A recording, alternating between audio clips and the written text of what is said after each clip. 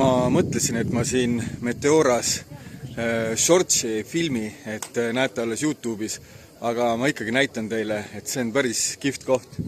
See on siis kõige suurem Meteora klooster.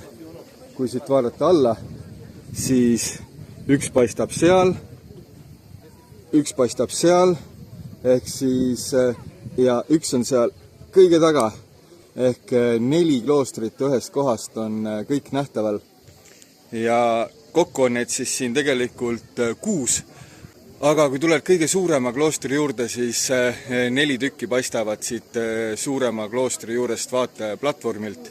Ja kui ma muidu võiks öelda, et ei ole mingi sügavalt usklik, siis tegelikult siin Meteora juures seistes, neid kloostreid vaadates ja see keskkond siin on lihtsalt nii sür, et ausalt öeldes tekib küll siuke tunne, et nagu oleks mingisugune jumalik puudutus siin kuidagi mängus.